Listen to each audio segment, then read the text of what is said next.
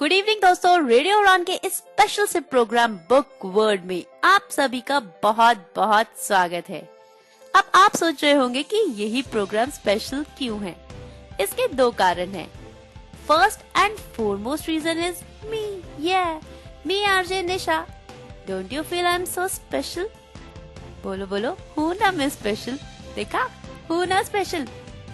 जी हाँ, एक इम्पोर्टेंट कारण तो यही है और दूसरा उससे भी ज्यादा इम्पोर्टेंट रीजन है वो स्टोरीज, वो बुक्स, वो नॉवेल्स जो मैं आपके लिए यहाँ पर लेकर आती हूँ। जी हाँ, और आप उन नॉवेल्स को बहुत एंजॉय भी करते हो। तो चलिए, आज की नॉवेल जो है उसका क्या कसूर, जो पिछले 2 हफ्ते से आप मेरे साथ सुन रहे हैं। अरे भाई, टेंशन मत लीजिए, आपने मिस किया तो कोई टेंशन नहीं है बॉस। इस छोटे से ब्रेक के बाद मैं आपके लिए पिछले हफ्तों का रिकैप भी लेकर आऊंगी, ताकि आपको ये शो आगे सुनने में कोई प्रॉब्लम ना हो। तो बने रहिए मेरे यानी आरजे निशा के साथ। एक छोटा सा break and I will be right back with the recap of last episode. Stay tuned. सामाजिक विषयों पर सुनने को चर्चा आपको कहीं भी मिल सकती है। आप राजनीति की खबरें भी कहीं से भी सुन सकते हैं। आप खेल जगत की खबरें भी कहीं से सुन सकते हैं। लेकिन जो खबरें मैं आपको दूंगा वो मिलेंगी सिर्फ रेडियो उड़ान पर। जी हाँ, मैं आरजे नरेश लेकर आ रहा हूँ एक नया शो, कम्युनिटी कलर, जिसमें होंगी डिसेबिलिटी से रिलेटेड न्यूज, इवेंट्स और जॉब अलर्ट्स। इस शो को आप सुन सकते हैं हर बुधवार रात 9 बजे से लेकर 10 बजे तक और इस प्रोग्राम का पुनः प्रसारण गुरुवार शाम 4 से 5 बजे तक। For more information, log on to www.radioudan.com. Happy listening. मैं हूँ किरण बेदी, हमेशा सुनो रेडियो उड़ान। आज ही अपने मोबाइल फोन पर ऐप स्टोर या फिर प्ले स्टोर से डाउनलोड कीजिए रेडियो उड़ान का ऑफिशियल ऐप, या फिर लॉग ऑन कीजिए www.radioudan.com। सुनते रहिए radio Udaan, a flight of life. Welcome back to the programme book word, और यहाँ पर मैं आपको सुना रही हूँ नॉवेल उसका क्या कसूर, जो सच्ची घटनाओं पर आधारित नॉवेल है। ये नॉवेल लिखी है ऊपर वाले ने और उसकी रचना उसे तो कोई भी चैलेंज नहीं कर सकता।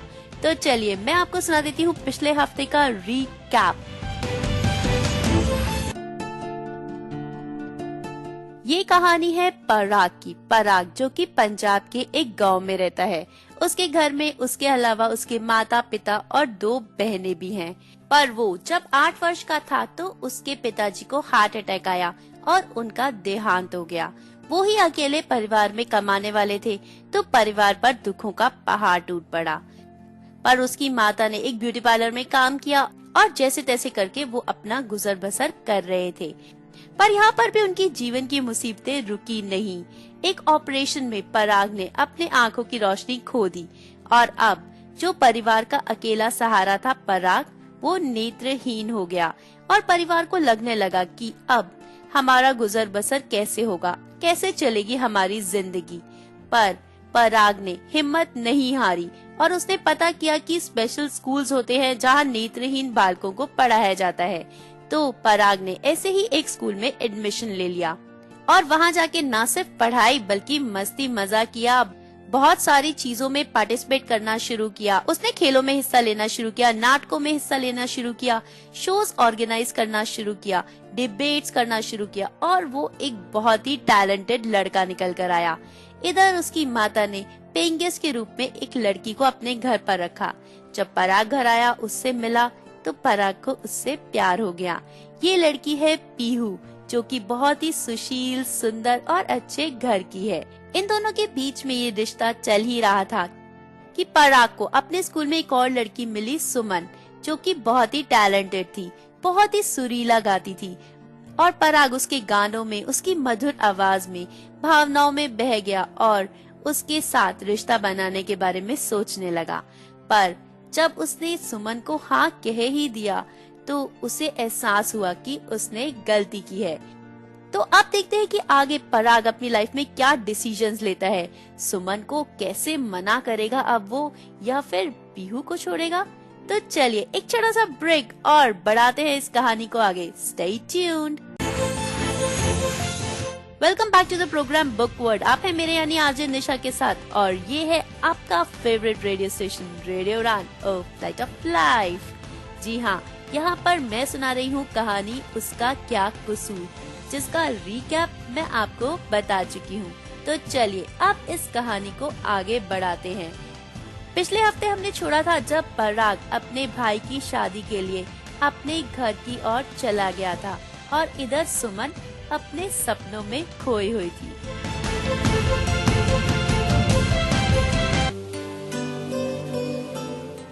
ये सब सुनकर सुमन तो बहुत खुश थी। उसको तो ऐसे लग रहा था जैसे कि मुझे सब कुछ मिल गया। पर पराग वो परेशान था और उसी परेशानी में वो अपने घर तो चला गया। वहाँ जाकर शादी में शामिल तो हुआ पर उसका मन कहीं और ही था। इसी उधेड़ बुन में फंसा हुआ था कि क्या करे और क्या ना करे। फिर वहाँ उसने एक तरकीब सोची और सुमन की सहेली गीता को फोन लगाया। गीता को फोन लगाकर कहा, गीता तुम मेरी दोस्त हो ना? तो उसने बोला हाँ हाँ क्यों नहीं, तुम मेरा एक काम करोगी? वो बोली हाँ बोलो क्या काम है? बोला कि सच बोलो तो मैं सुमन से प्यार नहीं करता, और अगर सही बात बोलूं तो मैं किसी से प्यार नहीं करता।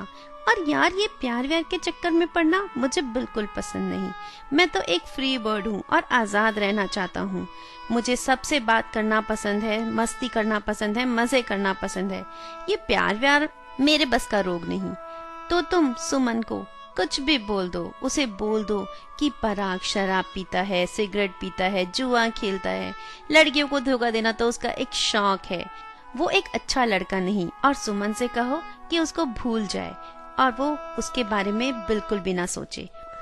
क्योंकि एक बात तो ये है कि मैं प्यार के चक्कर में नहीं पड़ना चाहता, और दूसरा सुमन में ऐसा है ही क्या जो मुझे पराग को अपना बना सके। मुझे नहीं लगता कि वो कुछ खास है या वो इस लायक है कि मैं सबको छोड़कर सिर्फ और सिर्फ उसका हो जाऊं। तो यार तुम प्लीज मुझे इस मुसीबत से इजाद दिला दो, मुझे छुटकारा दिला दो यार इस सुमन से। और उसे कुछ भी कह के उसे बोलो कि वो मुझे प्यार ना करे, मुझे भूल जाए। पहले तो गीता ये सब सुनकर हैरान हो गई। उसे समझ नहीं आया कि क्या जवाब दे, क्योंकि उसके साथ ही सुमन बैठी थी जो ये सारी बातें सुन रही थी। गीता ने कुछ जवाब ना देते हुए फोन काट दिया।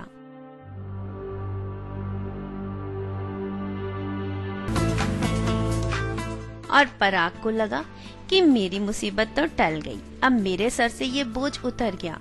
मैंने गीता को बोल दिया, वो अपने आप संभाल लेगी, कुछ भी कह के सुमन को समझा लेगी, तो अब मुझे तो कोई चिंता नहीं, मेरी टेंशन तो खत्म। तो ये सोचकर पराग तो लग गया अपनी शादी की मस्तियों में।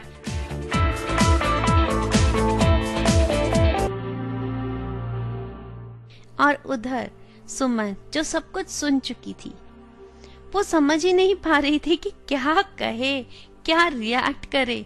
वो तो जैसे नम हो गई और उसकी आंखों से आंसू की धारा पानी की तरह बहने लगी, क्योंकि उसने तो सच्चा प्यार किया था। उसने तो ऐसा कभी सपने में भी नहीं सोचा था कि जिसे वो भगवान समझ रही है वो शैतान निकलेगा, जिसे वो सब कुछ मान रही है वो ही उसका दिल इतनी बुरी तरह दुखाएगा। उसने तो ऐसा कभी नहीं सोचा था। तो वो रोने लगी। गीता ने उसे समझाया कि तू रो मत सुमन, ये लड़का तेरे लायक ही नहीं है, ये इस लायक ही नहीं है कि तू उसे इतना प्यार करे, और इसको भूल जा। तुझे और बहुत इससे भी अच्छे अच्छे लड़के मिलेंगे जिंदगी में। अभी तो शुरुआत है, अभी कौन सा जिंदगी खत्म हो गई, अभी तो बहुत लंबी जिंदगी जीनी है, अभी तो बहुत कुछ करना है तुझे इस जिंदगी में। इस सब को छोड़ और अपनी पढ़ाई पर ध्यान दे और जिंदगी में कुछ करके दिखा। ये लड़कों का क्या है, ये नहीं तो और सही, और नहीं तो और सही, बहुत मिल जाएंगे। पर सुमन, जिसे ये सब कुछ सुनाई ही नहीं दे रहा था, वो तो जैसे कुछ और सोच ही नहीं पा रही थी, एकदम चुप सी हो गई। सुमन जिसने सच्चा प्यार किया था, और ये जो सच्चा प्यार होता है वो आपके दिलो दिमाग पर इस तरह हावी हो जाता है कि आप कुछ और सोच ही नहीं पाते। सिर्फ एक वो ही इंसान आपको भगवान की जगह दिखाई देता है और आपकी खुशी और दुख सिर्फ उससे ही जुड़कर रह जाते हैं। अगर वो हंसता है तो आपका दिल खुश हो जाता है और अगर वो रोता है तो आपकी आंखों से आंसू बहने लगते हैं। और अगर वो आपको धोखा दे तो क्या होगा? वो तो जैसे आपने कभी सोचा ही नहीं होता कि ऐसा भी हो सकता है। आपने तो उसको अपना सब कुछ मान लिया होता है। और यही हाल था सुमन का, जिसने अपने पूरे दिल और दिमाग से पराग को अपना माना था, उसे प्यार किया था, जिसने अपनी जिंदगी के सपने पराग के साथ बुने थे। वो अब क्या करती, क्या कहती और क्या रिएक्ट करती? बस रो ही जा रही थी।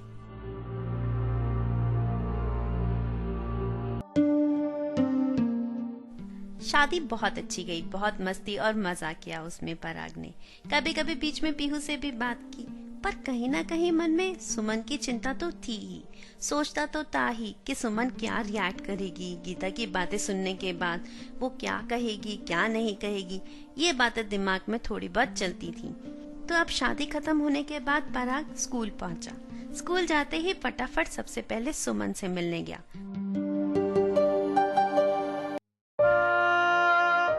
पर सुमन ने उससे मिलने से इनकार कर दिया और कहा कि मैं तुमसे बात नहीं करना चाहती और अब मेरा पीछा करना बिल्कुल छोड़ दो।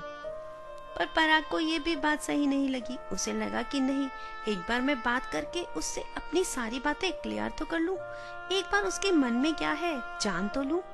तो यही सोचकर पराग ने सुमन से कहा कि नहीं, मैं तुमसे बात करना चाहता हूँ, मुझसे बात करो, मुझे समझो।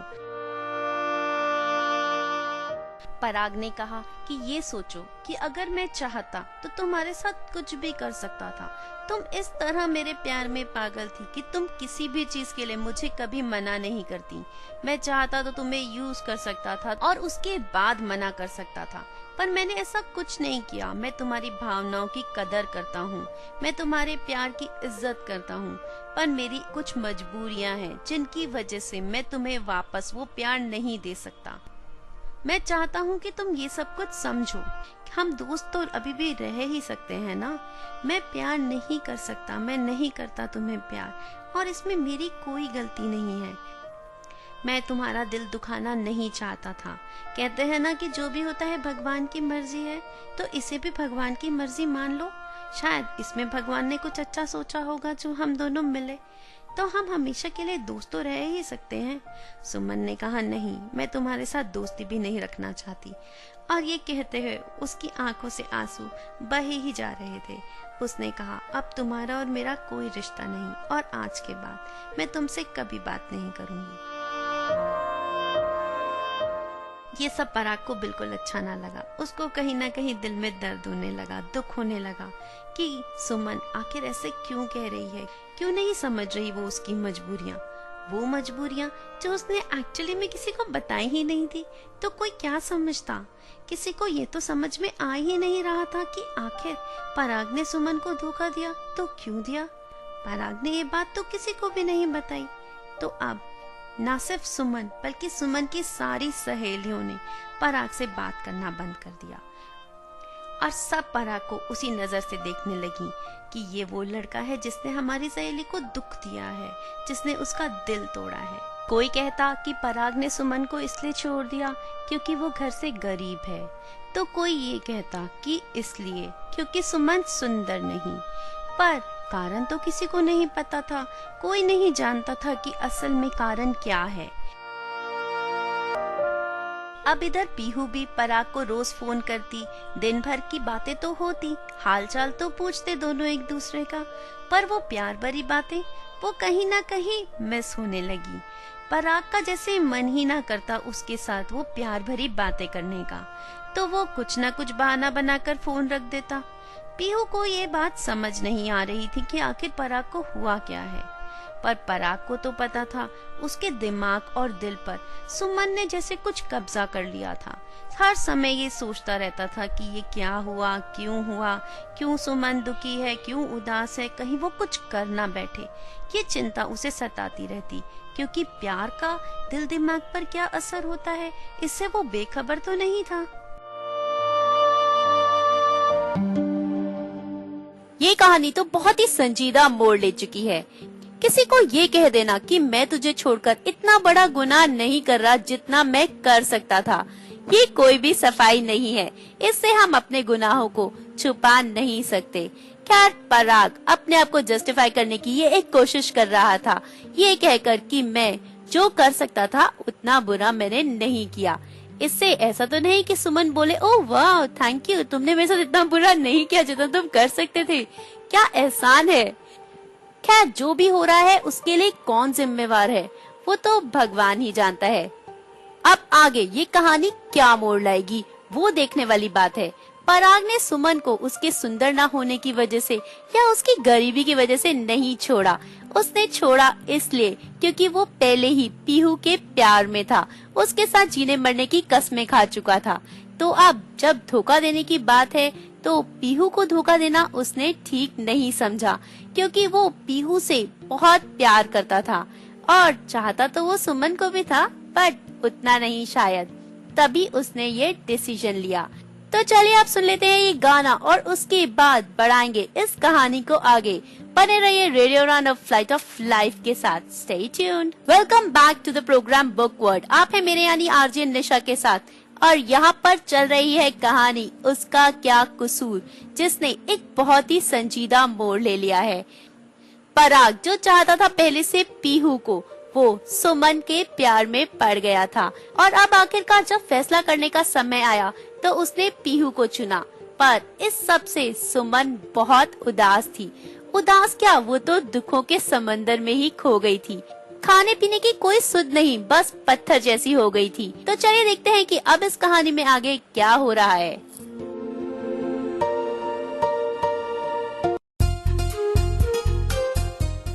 अब स्कूल में टीचर्स डे आने वाला था तो उसके लिए फंक्शन होना था, जिसकी तैयारियां शुरू हो गईं।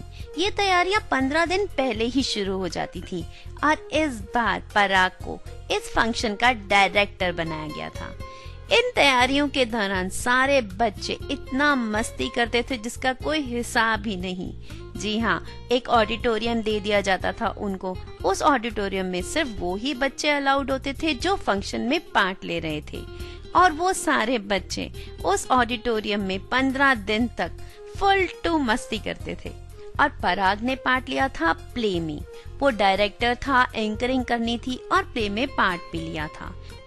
और उधर सुमन जिसने गाने में पार्ट लिया था। तो पराग और उसके दोस्त और सुमन और उसकी सहेलियां सभी एक साथ इस ऑडिटोरियम में 15 दिन तक रोज मस्ती करते थे। इन दिनों तो बहुत सारे लड़के लड़कियों की लॉटरियां निकल जाती थी। वो जो एक दूसरे से प्यार करते थे उनको टाइम मिल जाता था साथ में बिताने के लिए, बातें करने के लिए। और वो जो एक दूसरे को कहीं ना कहीं मनों में पसंद करते थे उनको टाइम मिल जाता था अपनी दिल की बातें जाहिर करने के लिए। और बहुत सारे नए कपल्स बन जाते थे इन दिनों। और पराग और सुमन जो एक दूसरे से आंखें चुराते रहते थे उनको भी सामने तो पड़ना ही पड़ता था। तो एक दिन सुमन अपनी सहेलियों के साथ टप्पे गा रही थी तो पराग भी आ गया अपने दोस्तों के साथ और वो उनके जवाब देने लगा।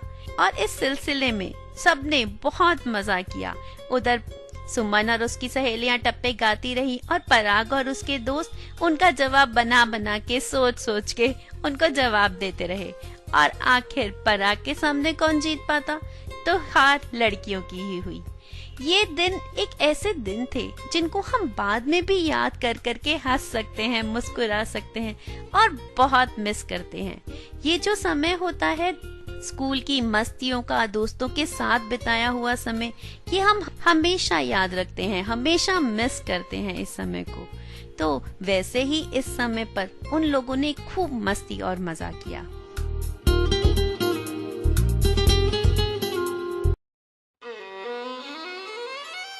पाँच सितंबर को फंक्शन होने वाला था और 4 सितंबर आ गई। उस दिन सुमन की एक सहेली ने आके पराग को बताया कि सुमन घर जाने के बाद सुसाइड करने वाली है। पहले तो पराग ने इसको मजाक में लिया और बोला चल चल, बहुत देखे हैं उसके जैसे, कोई सुसाइड नहीं करते। तो उसकी सहेली गीता ने कहा कि मैं सच कह रही हूँ, इस बात में कोई झूठ नहीं है। उसने ये बात सिर्फ मुझे बताई है। उसने कहा है कि 5 सितंबर को फंक्शन के बाद घर जाने के बाद वो सुसाइड कर लेगी, क्योंकि उसके लिए जिंदगी बहुत ही मुश्किल हो रही है। वो कह रही है कि मैं पराग के बिना नहीं जीना चाहती और मैं अब अपनी इस जिंदगी को खत्म कर लूंगी। ये सुनकर पराग बहुत डर गया और सोचने लगा कि प्यार का क्या दिलो दिमाग पर असर होता है, इससे तो वो बिल्कुल वाकिफ है। तो कहीं ऐसा ना हो कि सुमन घर जाकर सच में ही ऐसा कुछ कर ले। वो परेशान हो गया, सोचने लगा कि आखिर क्या करूं, किससे पूछूं, किससे बात करूं। दोस्तों से बात करना उसने ठीक ना समझा। फिर उसने अपने जीजा जी को फोन लगाया और उनसे पूछा कि मैं ये सिचुएशन में फंस गया हूँ, आप बताइए ना मैं क्या करूँ। तो उन्होंने कहा कि तुम टीचर्स से बात करो, टीचर्स को बताओ, उनसे बात करो, वो ही शायद कोई हल निकालें। उसने ये सुनकर फोन रख दिया। उसे लगा कि नहीं, अगर वो घर जाकर कुछ करने वाली है तो मैं बेकार में टीचर्स को क्यों इन्वॉल्व करूं, क्यों बताऊं टीचर्स को और बात को बतंगड़ बनाऊं। पर क्या करूं ये भी उसे समझ नहीं आ रहा था। तो 5 सितंबर भी आ गई, फंक्शन शुरू हो गया। वो अपनी एंकरिंग कर रहा था। आधी एंकरिंग के बाद उसे बीच में छोड़ना था और उसके दोस्त रमेश को करनी थी बाकी की एंकरिंग और उसे प्ले के लिए तैयारी करनी थी। तो आधी एंकरिंग करने के बाद वो गया नीचे, तो सुमन की तलाश करने लगा और उसे एक कमरे में सुमन दिख गई। भागकर गया उसके पास, उसे हाथ से खींचा और बोला चलो मेरे साथ, मुझे तुमसे कोई बहुत जरूरी बात करनी है। सुमन को बहुत गुस्सा आया और अपना हाथ छुड़ाने लगी और बोली मुझे हाथ मत लगाओ, मुझे तुमसे कोई बात नहीं करनी, चले जाओ यहाँ से, ये बदतमीजी मेरे साथ मत करो, मुझे ये सब कुछ बिल्कुल पसंद नहीं है। तो पराग बोला एक बार मुझसे बात कर लो, उसके बाद जो कहोगी वो ठीक है। तो वो जबरदस्ती सुमन को एक अलग कमरे में ले आया और उसके बाद उससे पूछने लगा कि तुम्हारी प्रॉब्लम क्या है, क्या तुम मुझसे अभी भी प्यार करती हो। तो सुमन ने कहा नहीं, बिल्कुल नहीं, तुम्हारे जैसे लड़के के साथ कोई कभी प्यार नहीं कर सकता, तुम इस लायक हो ही नहीं। तो पराग को बहुत बुरा लगा। उसने कहा तुम्हें मेरे प्यार की कसम, तुम्हें अपने प्यार की कसम, सच बोलो, अगर तुमने कभी भी मुझसे प्यार किया है तो सच बताओ। और इस पर सुमन ने हाँ कहा और फूट फूट कर रोने लगी। तो पराग ने कहा उसी प्यार की खातिर आज मैं तुमसे कुछ मांगना चाहता हूँ, बोलो दोगी। तो सुमन बोली मैं गरीब तुम्हें क्या दे सकती हूँ, मेरे पास है ही क्या जो मैं किसी को दूं। पराग ने कहा नहीं नहीं, ये वो चीज है जो सिर्फ तुम ही दे सकती हो, बोलो दोगी ना। सुमन कोशिश करूंगी, मांग कर देखो। नहीं नहीं, कोशिश नहीं, तुम्हें प्रॉमिस करना होगा, बोलो प्रॉमिस करो मुझे, पक्का दोगी ना। मैं प्रॉमिस नहीं कर सकती, ना जाने तुम क्या मांग लो। तो ठीक है जाओ, मैं मान लूंगा तुमने कभी मुझे प्यार नहीं किया, तुम्हारे मन में मेरे लिए कभी कुछ नहीं था।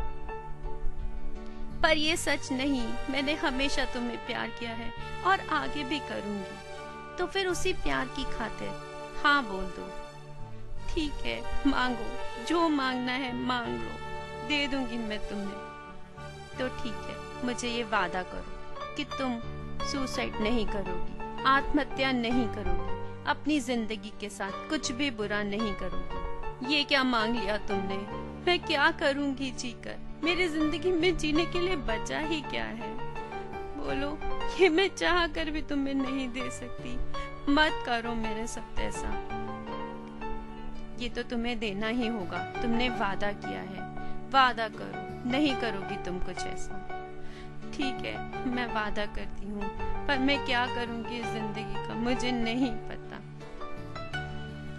जो भी करो, पर तुम ऐसा कुछ मत करना जिससे तुम्हारे परिवार को शर्मिंदा होना पड़े और मैं अपने आप को जिंदगी भर कसूरवार ठहराता रहूं। मेरी बहुत बड़ी मजबूरियां थी, नहीं तो मैं तुम्हें कभी धोखा नहीं देता। अगर समय रहा तो मैं तुम्हें जरूर बताऊंगा कि किन कारणों से मैं तुम्हें अपना नहीं पाया।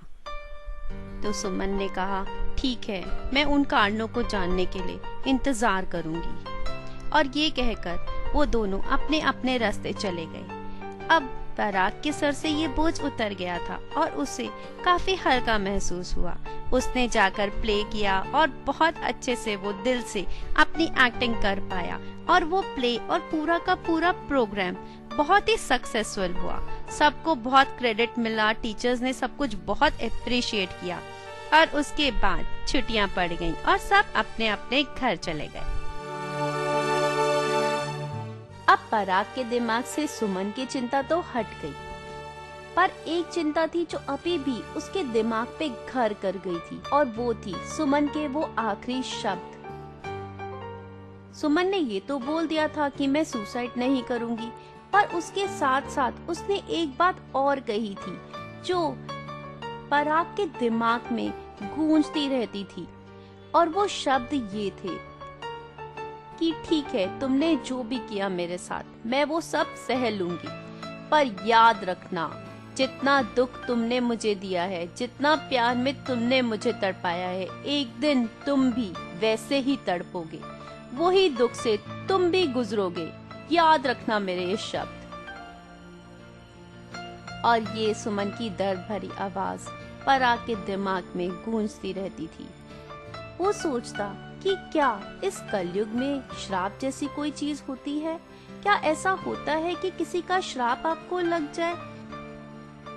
पर उसका मन ये मानने को बिल्कुल तैयार न होता।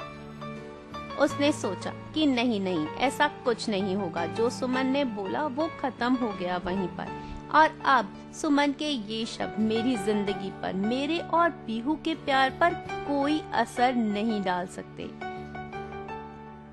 और ये सोचकर उसने उस बात को जैसे तैसे अपने दिमाग से निकाल दिया।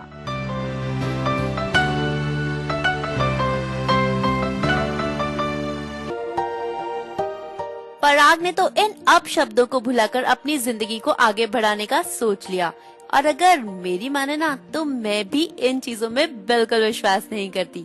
आप भी मत कीजिए। तो चलिए, हमें बढ़ाना है इस शो को आगे। उससे पहले ले लेते हैं एक छोटा सा ब्रेक और उसके बाद आगे की कहानी। Stay tuned. Welcome back to the programme book word. आप है मेरे यानी आरजे निशा के साथ, और यहाँ पर मैं सुना रही हूँ नॉवेल उसका क्या कसूर, जो कहानी है पराग की। पराग जो फंस गया था लव ट्रायंगल में, और वहाँ से बाहर निकलने के लिए उसने मेहनत तो बहुत की, पर आखिरकार अपने आप को इस मुसीबत से बाहर निकाल ही लिया। जैसे तैसे सुमन को समझा दिया कि वो उसे प्यार नहीं करता, और अब अपनी जिंदगी को पीहू के साथ आगे बढ़ाने के बारे में सोचने लगा। तो चलिए देखते हैं आगे क्या हो रहा है।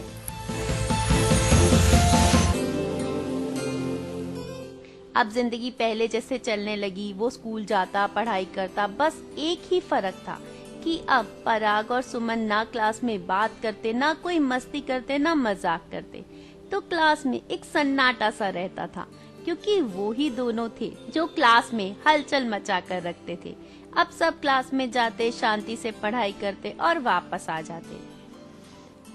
पर यहाँ पीहू और पराग का प्यार पल रहा था। दोनों एक दूसरे के प्यार में डूबते ही जा रहे थे, खोते ही जा रहे थे। रोज स्कूल से जाते ही दोनों फोन पर खूब देर देर तक बातें करते, खूब प्यार भरी बातें करते, अपने फ्यूचर के बारे में, आगे की जिंदगी के बारे में नए नए प्लान्स बनाते।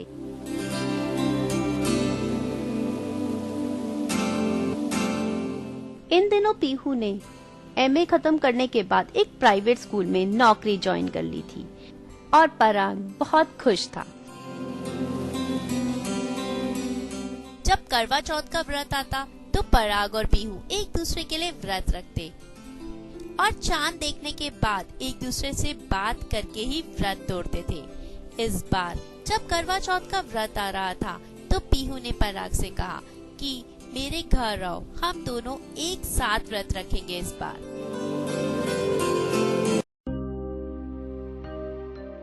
पर पराग ने बिल्कुल मना कर दिया। उसने कहा नहीं नहीं, मैं तुम्हारे घर नहीं आ सकता। कहीं किसी को पता चल गया तो बेकार में ही मुसीबत हो जाएगी। उसका डर ये नहीं था कि उसकी माँ को पता चलेगा, बाप को पता चलेगा, वो उसको डांटेंगे या मारेंगे, नहीं। उसको डर ये था कि सुमन के घर वाले जो उसको सुमन का भाई समझते हैं, उनका तो दिल ही टूट जाएगा। उनका शायद पराग पर से विश्वास उठ जाए और सुमन की माँ जो पराग को एक बेटे की तरह चाहती थी, उनको कहीं हार्ट अटैक ही ना आ जाए। ये सोचकर पराग बहुत डरता था।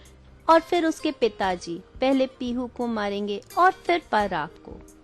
पर सिर्फ यही एक डर नहीं था, पराग के मन में एक डर और भी था कि कहीं ऐसा ना हो कि फिर लोगों का ब्लाइंड पर से विश्वास ही उठ जाए। ये सोच सोचकर पराग वो हिम्मत ही नहीं जुटा पाता था कि पीहू के घर में रिश्ते की कभी बात भी कर ले।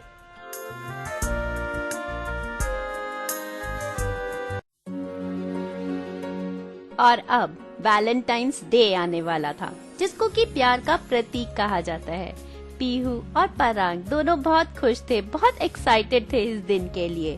दोनों ने प्लान बनाया था कि वो मिलेंगे और इस दिन को एक साथ मनाएंगे।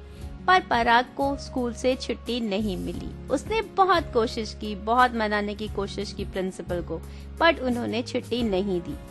और उस दिन पीहू ने पराग के लिए एक कार्ड भेजा, एक बहुत ही बड़ा सा कार्ड।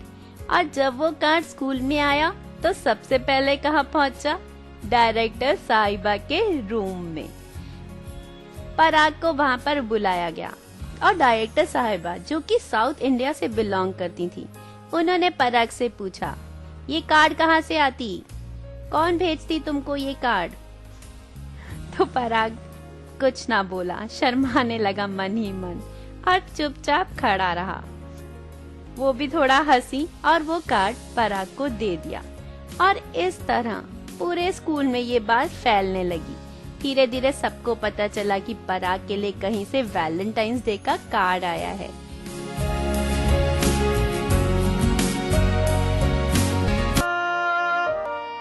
पराग हर साल सर्दियों में 2 दिन के लिए पीहू के घर जाया करता था। अब फिर सर्दियां आ गईं और पराग को इस बार फिर से 2 दिन के लिए पीहू के घर जाना था, तो वो पीहू के घर जा पहुंचा। फिर वही बातें, सबसे मिला, सबसे प्यार से बातें की और फिर वही रात हुई और दोनों एक साथ एक कमरे में वापस। दोनों ने एक दूसरे को अपनी बाहों में लिया और एक दूसरे के गाल पर प्यार से चूमा और फिर बैठकर बातें करने लगे और अपने फ्यूचर की लंबी लंबी प्लानिंग करने लगे। और दोनों के बीच में जीने मरने की कस्में तक हो गईं। पीहू ने तो यहाँ तक सोच लिया था कि उसे हनीमून पर कहाँ जाना है। उसने कहा कि अगर मैं हनीमून पर जाऊंगी तो मैं जाऊंगी या तो डलहौजी और या फिर शिमला। तो पराग ने कहा, तुम जहाँ कहोगी मैं वहाँ तुम्हें ले जाऊंगा। बस किसी तरह ये भोलेनाथ हम दोनों को मिलवा दें और वो दिन आए कि मैं तुम्हें घुमाने लेकर जाऊं। वो दिन मेरी जिंदगी का सबसे बड़ा दिन होगा। तो पीहू बोली कि मैं भी बस भगवान से दिन रात यही प्रार्थना करती हूँ कि हम दोनों किसी तरह एक हो जाएं।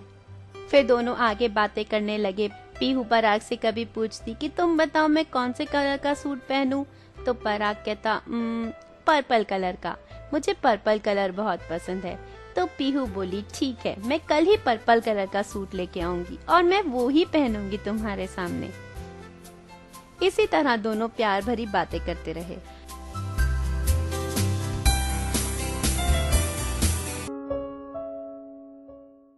फिर कहानी ने एक और बार एक नया मोड़ लिया और पीहू के लिए एक रिश्ता आया। घर वालों को ये रिश्ता बहुत पसंद आया। दोनों की जन्म पत्रियां मिलाई गईं और जन्म पत्रियां मिल भी गईं। अब अगले दिन लड़के की माँ और लड़के को पीहू को देखने स्कूल में जाना था। इस बात से पीहू को बहुत चिंता हो गई। वो बहुत घबराने लगी। उसने पराग को फोन किया और उसे बताया कि मुझे देखने कल लड़के वाले आने वाले हैं। मुझे बहुत डर लग रहा है। जन्म पत्रियां भी मिल चुकी हैं। मैं क्या करूं? तुम कुछ रास्ता दिखाओ। मुझे नहीं करनी ये शादी। मैं तुम्हारी होना चाहती हूँ। तो पराग ने कहा, तो चलो भाग चलते हैं। हम दोनों भागकर शादी कर लेते हैं। तो पीहू ने उसे याद दिलाया, याद करो वो दिन जब मैंने तुम्हें कहा था कि मैं कभी भागकर शादी नहीं करूंगी, अपने माँ बाप के खिलाफ नहीं जाऊंगी और उनका दिल कभी नहीं दुखाऊंगी। तो पराग ने कहा कि हाँ, याद है मुझे वो सब कुछ। तो ठीक है, तुम बात मत करो, मैं बात करता हूँ। मैं अपनी मम्मी को बोलता हूँ, वो तुम्हारे घर वालों से बात कर लेंगी। तो पीहू ने कहा, नहीं नहीं, मैं नहीं चाहती कि तुम मेरे घर वालों से बात करो। अगर हमारी शादी होगी तो वो भोलेनाथ की मर्जी से होगी। मैं नहीं चाहती कि मैं अपने माँ बाप को दुख दूं किसी भी तरह का। तो पराग ने कहा कि ठीक है, फिर कोई और चारा तो है नहीं, तो जाओ कर लो शादी।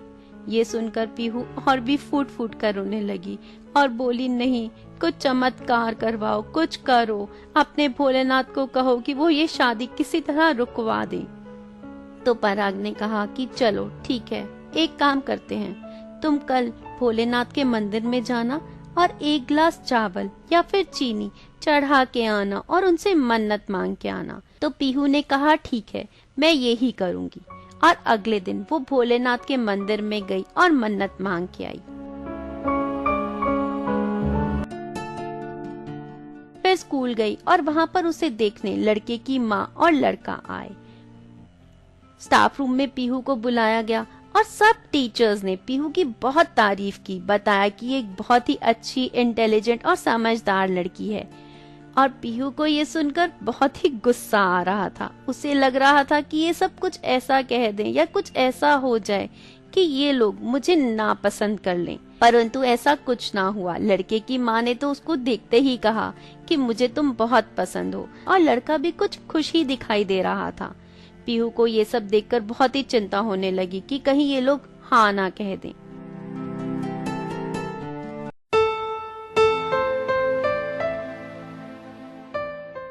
वो बहुत उदास थी, घर आई, फिर रात को पराग को फोन किया और उसे बताया कि मुझे लग रहा है कि उन लोगों ने मुझे शायद पसंद किया है। ये सुनकर तो अब पराग भी रोने लगा और दोनों बहुत फूट फूट कर रोए। तो दोनों को लग रहा था कि अब ये कहानी शायद यहीं पर खत्म हो जाएगी और इसके बाद उन दोनों के मिलने की कोई उम्मीद नहीं बचेगी। पराग मन ही मन बहुत सोच रहा था कि मैं पीहू को बोलूं कि तुम इस शादी को रुकवा दो, एक दूसरे को अपना बनाने के लिए मैं तुम्हारे लिए सारी दुनिया से लड़ने को तैयार हूँ। पर वो उस वचन की खातिर चुप रहा और चुपचाप सुनता रहा। पराग बोला पीहू से कि ऐसा करो, आज पूरी रात तुम बोलती रहो और मैं सुनता रहूंगा, क्या पता हमारी जिंदगी में ये रात कभी आए या नहीं।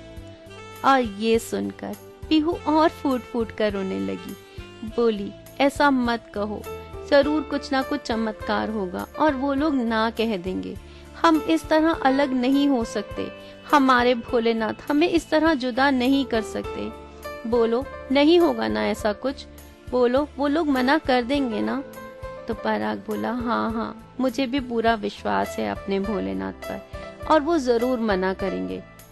और हम दोनों जो एक दूसरे के लिए बने हैं जरूर एक होकर ही रहेंगे। इसी तरह बातें करते करते पूरी रात गुजर गई।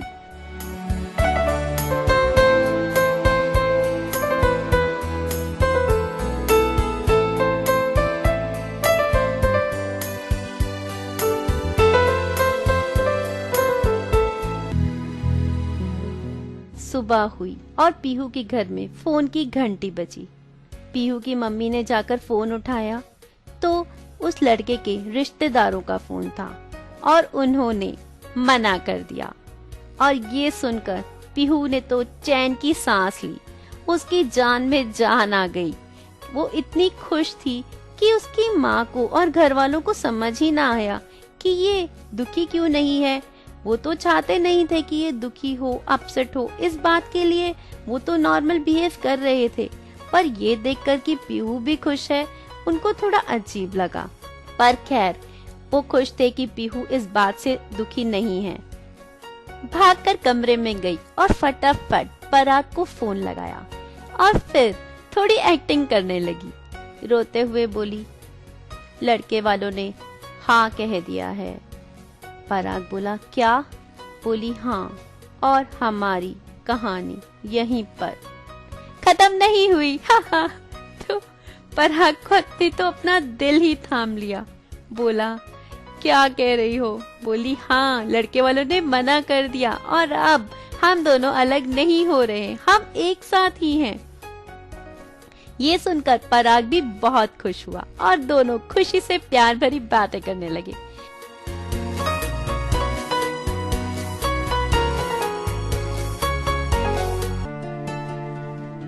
अब पराग के स्कूल में छुट्टियां पड़ गईं। पराग घर आया और घर में आकर अपने दोस्तों से बात की। एक दोस्त को बताया पीहू के बारे में। वो दोस्त उसके थोड़ा करीब था, पर था थोड़ा सा बेवकूफ। उस दोस्त ने भी पराग को अपने प्यार के बारे में बताया। उसने बताया कि मैं एक लड़की को प्यार करता हूँ, आज मैं उससे मिलकर आया। पराग ने कहा, अच्छा, फिर क्या हुआ? तो वो बोला कि आज मैंने उससे पूछा कि क्या तुम मुझे सच्चा प्यार करती हो? वो बोली, हाँ हाँ करती हूँ। करती हो तो फिर बताओ, इसको प्रूव करके दिखाओ। तो वो बोली, अच्छा, कैसे प्रूव करूं? उसने एक प्लेट ली समोसे की और उसमें 5-6 हरी मिर्चें तीखी तीखी डाल दी और कहा, अगर तुम मुझसे सच्चा प्यार करती हो तो ये सारी मिर्चें खा के दिखाओ। तो वो लड़की बोली, अरे इसमें कौन सी बड़ी बात है, मैं ये मिर्चें खा लूंगी। और उसने वो सारी मिर्चें खा ली। आंखों में से पानी बहने लगा, उसका मुंह लाल हो गया, पर उस लड़के को बिल्कुल भी तरस नहीं आया और वो जोर जोर से हंस रहा था। उस लड़की की इतनी हालत खराब हो गई, सांस लेना भी मुश्किल हो रहा था, पर उस लड़के के मन में उसके लिए कोई तरस और दया नहीं आई और हंसने लगा और बोला, तुम तो बेवकूफ हो जो तुमने खा ली, अगर मैं तुम्हारी जगह होता तो कभी भी नहीं खाता। जब उसने ये बात पराग को बताई तो कहीं ना कहीं पराग के मन में भी ये बात आने लगी, अच्छा, प्यार को परखना भी होता है, तो क्यों ना मैं भी कभी अपने प्यार को परख कर देखूं। वो ये सोचने लगा। कहते हैं ना कि खरबूजे को देखकर खरबूजा रंग बदलता है, यहाँ भी ऐसा ही कुछ होने लगा। अब रात हुई और दोनों फिर से बातें करने लगे, पर कहीं ना कहीं पराग के मन में वो अपने दोस्त वाली बात घूम रही थी। तो उसने पीहू से पूछा, तुम मुझे सच्चा प्यार करती हो? पीहू ने कहा, अरे ये भी कोई पूछने की बात है? तो पराग ने कहा, अच्छा बताओ कितना प्यार करती हो मुझे? पीहू ने कहा, नहीं बता सकती, जैसे कोई अपने बाल नहीं गिन सकता, आसमान में तारे नहीं गिन सकता, इसी तरह मैं तुम्हारे लिए अपने प्यार को माप नहीं सकती। तो पराग ने कहा, अच्छा, अगर मैं तुम्हें कुछ भी बोलूंगा तो वो करोगी? वो बोली, हाँ, तुम जान मांग लो, मैं जान भी देने को हाजिर हूँ। पराग ने कहा, अच्छा, मैं आज जान ही मांग लेता हूँ। बाकी सब तो बोलते हैं ना कि जान नहीं चाहिए, पर मुझे तो तुम्हारी जान ही चाहिए।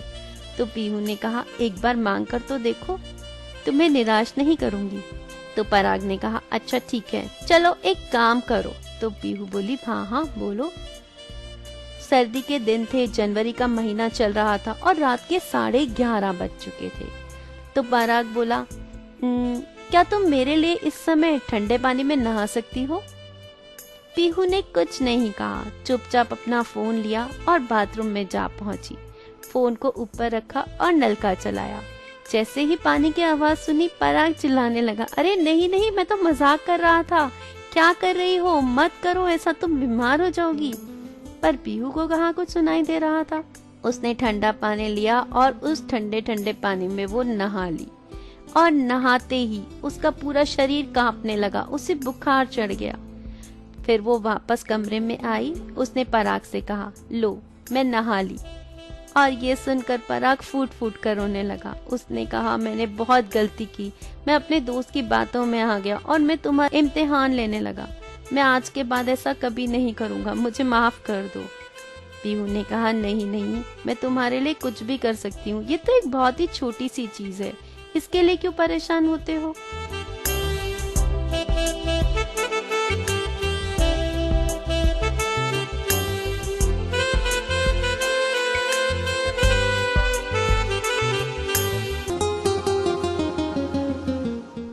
अब पराग को छुट्टियां खत्म होने से पहले चेस के एक टूर्नामेंट के लिए तमिलनाडु जाना था।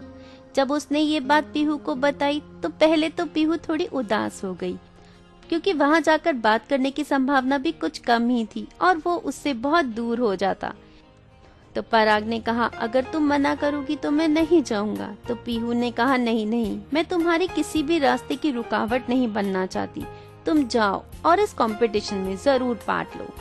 तो पराग अपने मामा जी का आशीर्वाद लेकर, जिनके वो सबसे ज्यादा करीब था, तमिलनाडु चला गया अपने दोस्तों के साथ। अब पराग और उसकी छेड़छाड़ की आदतें वो तो वैसी की वैसी शुरू हो गया। अपनी मस्ती मजाक करना, सबके साथ पंगे लेना, किसी को कुछ तो किसी को कुछ, करते करते तमिलनाडु पहुंच गया। और वहाँ पर जहाँ हिंदी और इंग्लिश बहुत कम आती थी लोगों को, वहाँ उनके साथ कभी पंजाबी में बात करता, कभी हिंदी में बोलता, कभी पंजाबी में गालियां भी देता और उन लोगों को कुछ समझ नहीं आता और वो थैंक यू करके आगे चले जाते। और इसी तरह सबके साथ छेड़छाड़ करता था। बाकी के बच्चे तो स्पेशली उसको बुलाते थे कि आना पराग, चल मस्ती करते हैं, इन लोगों को कुछ कुछ बोलना, छेड़खानी करना। और इस तरह सब उसको बुला बुला कर मस्ती मजाक करवाते थे। जब सुबह नहाने जाता तो जोर जोर से हिंदी या पंजाबी गाने गाने लग जाता। तो एक दिन तो एडमिनिस्ट्रेशन से बुलाया गया उसे और उन लोगों ने कहा कि ये एक इंस्टीट्यूट है और यहाँ पर रूल्स और रेगुलेशंस फॉलो करने ही होंगे। एक बार तो पराग को बहुत गुस्सा आया, फिर उसने कहा, चलो छोड़ो, क्या ज्यादा पंगे लेने। और इसी तरह वो कंपटीशन खत्म हो गया और वहाँ से सीधा वो लोग स्कूल में आ गए।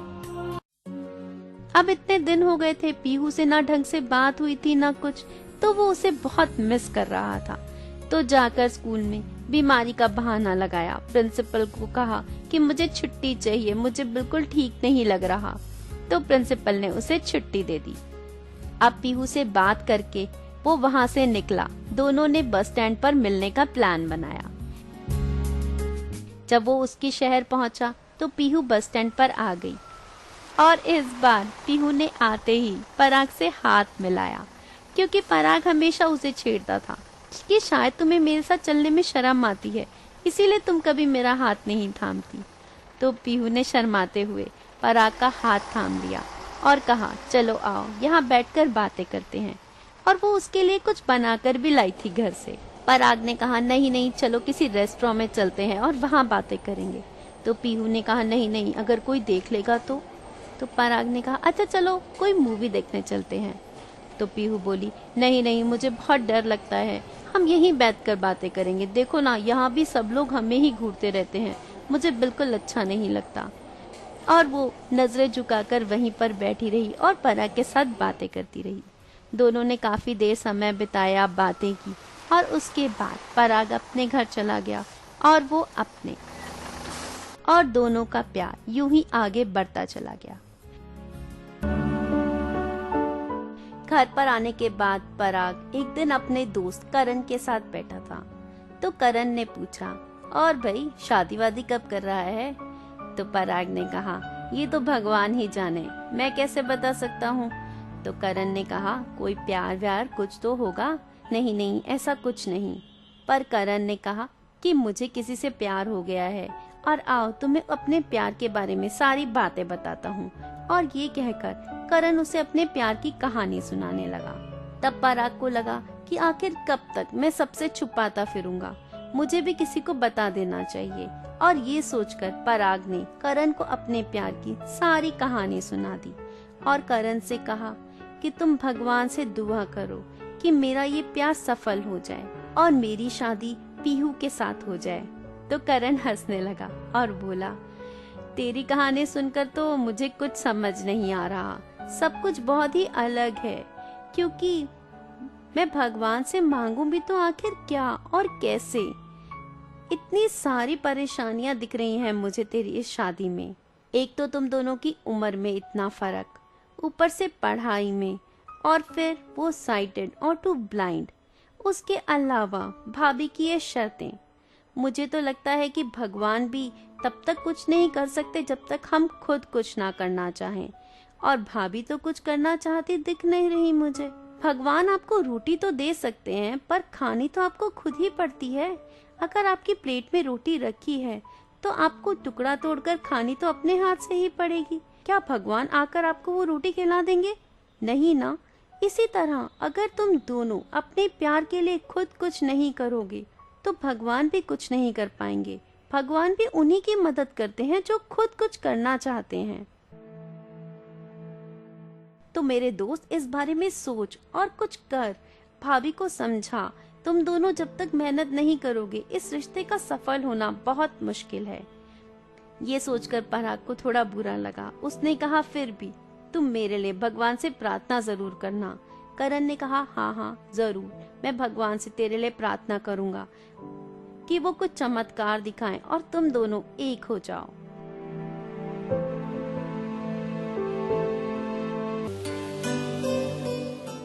पीहू और पराग का प्यार यूं ही चल रहा था। दोनों रोज बातें कर रहे थे और पराग को लगता था कि पराग की हर सफलता के पीछे पीहू का हाथ है।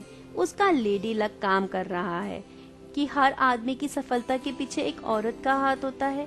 उसी तरह पराग अपनी हर सफलता का क्रेडिट पीहू को ही देता था।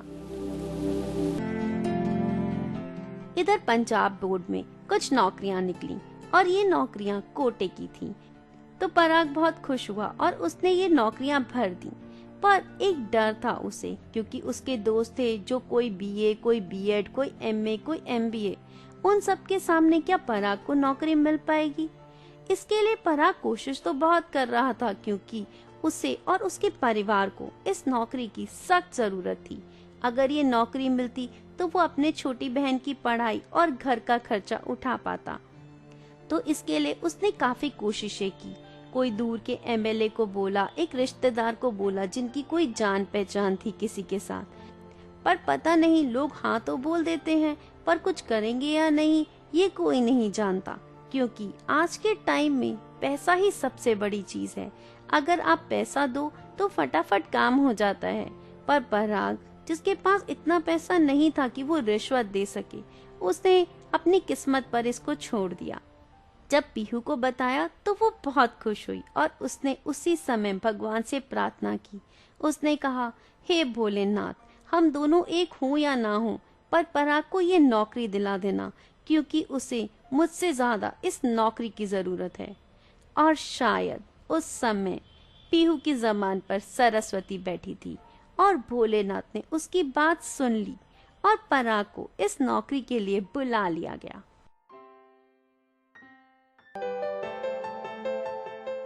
अब समझ में आया आपको क्या होता है लेडी लक? क्यों हर एक सक्सेसफुल आदमी के पीछे एक औरत का हाथ होता है? क्योंकि आपको प्यार करने वाली ये औरत जो सच्चे दिल से आपके लिए प्रार्थना कर सकती है, वो कोई भी नहीं कर सकता। याद है ना कैसे सावित्री अपने पति को यमराज से भी लेकर आ गई थी? भाई, जब एक औरत भगवान के सामने प्रार्थना करती है तो वो बोलते हैं, छोड़ो इसकी, मान लो वरना ये जीने नहीं देगी। खैर, ये टाइम तो बहुत तेजी से भाग रहा है, इसलिए मुझे यहाँ से निकलना होगा। और ये जानने के लिए कि आखिर पीहू और पराग की जिंदगी में आगे क्या होने वाला है, आपको करना पड़ेगा एक और हफ्ते का इंतजार। जी हाँ, मैं जानती हूँ कि इंतजार थोड़ा लंबा है, पर क्या करें बॉस, मजबूरी है। तो चलिए, मुझे दीजिए इजाजत और आपको वही काम है, अपने प्यारे प्यारे फीडबैक्स मुझे देते रहिए और मुझे यूं ही एनकरेज करते रहिए आपके लिए अच्छी अच्छी कहानियां लाने के लिए।